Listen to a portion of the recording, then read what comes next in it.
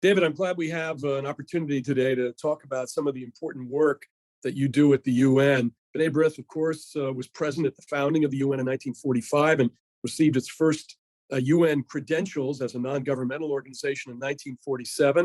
1960, we opened the first dedicated office on United Nations affairs in the Jewish community. And since then, of course, are present not only in New York, but in Geneva at the Human Rights Council, and Paris at UNESCO, and in other UN headquarters around the world.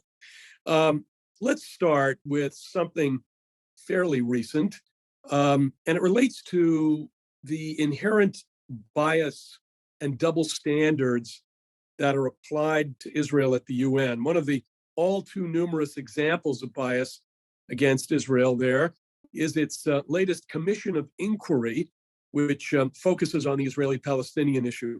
What have been the latest developments concerning this commission, and how does that entity relate to others in the UN system? Yeah, well, this commission is just the latest, as you've said, of a long line, not only at the council, but particularly at the council. It was established in May of last year, of 2021, after a new round of hostilities provoked by Hamas and its attacks across the border from Gaza into Israel proper, targeting Israeli civilians. This commission, like all of the others, its work really was a foregone conclusion. This was a body put in place to explore issues, decisions on which had been taken in advance in resolutions by the council, and the commission was populated exclusively by members with strident public pre-existing positions on the very issues that they were tasked with investigating.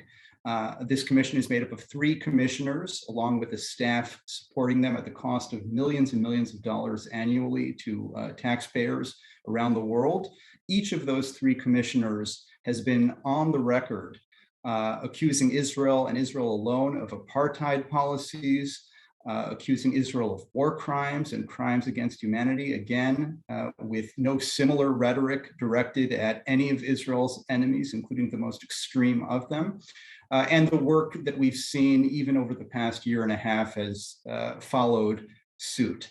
The 2 major outputs of the commission thus far have been 2 reports. This commission is expected to report annually to the Human Rights Council, annually to the General Assembly. It really is unprecedented in an open-ended mandate, unprecedented in a scope that not only includes the Palestinian territories, but Israel proper. And the commission has issued 2 reports over the past few months. Each of those reports has been entirely shameless and entirely unambiguous in its overt bias. Dozens and dozens of pages with, at most, in the case of the most recent report, 1 line, 1.5 lines dedicated to any wrongs done by Palestinians to Israelis. The rest of these extensive texts dedicated to all of the alleged wrongs that the commissioners see as having been perpetrated by Israel against the other side. Just a few examples. Reference exclusively to violence against Palestinian women and Palestinian children. No attention whatsoever to violence done against Israeli women and Israeli children. Again, use of apartheid tropes. Reference to possible war crimes and crimes against humanity only in the case of actions done allegedly by Israel or by Israelis. So this is a very troubling entity and trajectory within the UN system. We know that there are people within the human rights community who look to bodies like this for information and guidance. And unfortunately, even in the case of public rhetoric crossing the line into, again, overt anti-Semitism by members of the commission over recent months, that hasn't stopped the UN system from allowing this kangaroo court to continue. And if I could, and I probably should have started with this, again, over recent months, 1 member of the commission spoke of Jewish control of social media. That same member of the commission said that characterizing Israeli and addressing Israeli policies in the context of apartheid doesn't go far enough. Spoke of Israel not belonging uniquely, Israel alone not belonging within the UN system. Another member of the commission spoke of Jews throwing around accusations of anti-Semitism like rice at a wedding, and the chair of the commission, Navi Pillay, defended her colleagues, and rather than expressing contrition or alarm or remorse over those objectionable comments, went on the offensive against the Jewish community and accused our community of misrepresenting the commissioner's views. Well, I know we're going to continue to follow the COI, as it is called, the Commission of Inquiry, very closely. Clearly, as you said, they have laid out their bias for all to see. It's not something which is hidden here. And we will watch it and respond as we move into the coming months. We just passed the 75th anniversary of the UN General Assembly Resolution 181, which endorsed the creation of Jewish and Arab states in the land of Israel, then British mandatory Palestine. How is the international community, including Israelis and Palestinians, marking this anniversary? Well, unfortunately, the international community, at least as represented within most UN bodies or key UN bodies, really takes the lead from the Palestinians on issues related to Israel and the Palestinians. The Palestinians, as we know, and as we've spoken about in so many settings, enjoy an automatic majority within the UN system through nearly 60 majority Muslim and Arab member states. And so practically any motion targeting Israel in any UN setting, unrelated to the conflict, any motion targeting Israel can carry the day. And so we've just marked the International Day of Solidarity with the Palestinian people at the UN on November 29th, the anniversary of Resolution 181, the only such day within the UN system dedicated to solidarity with a particular people. And we're in the process this month of the UN General Assembly, again, going through the motions of adopting more resolutions targeting one member state, the Democratic Jewish State of Israel, more resolutions than those targeting all other 192 member states in the UN.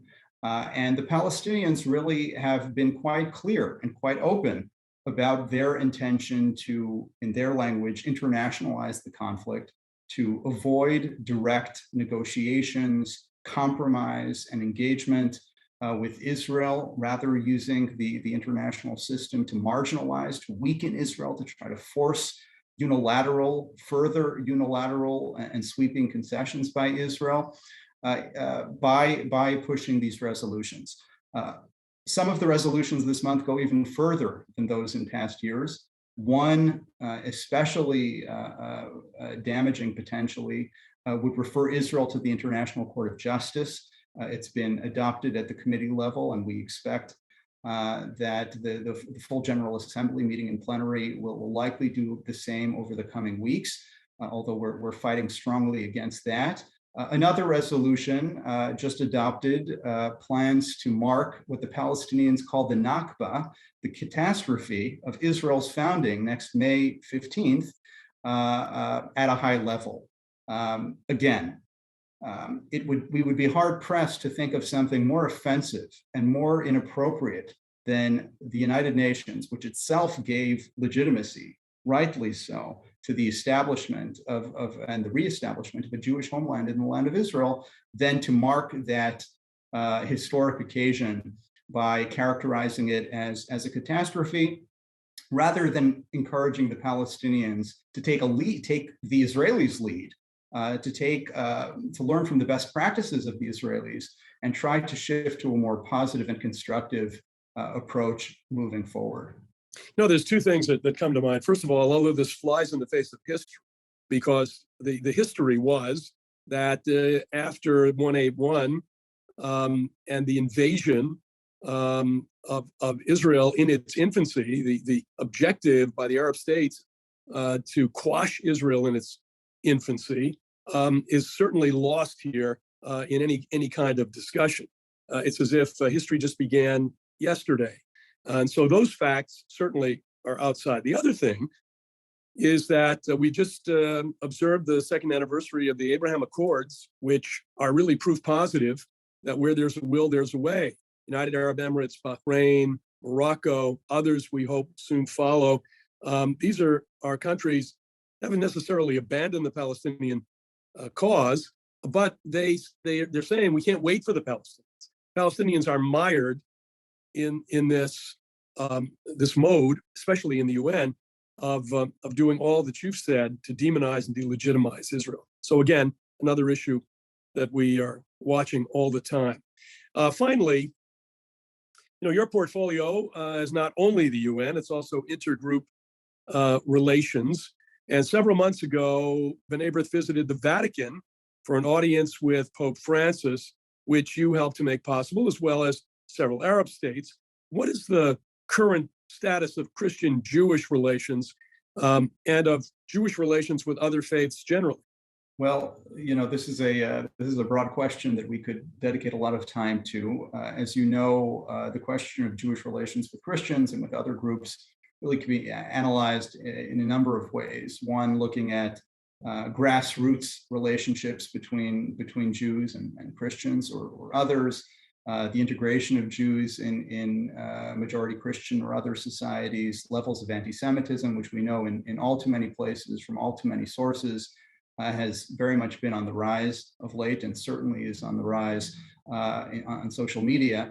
And finally, institutional, official relations between religious bodies and the Jewish people.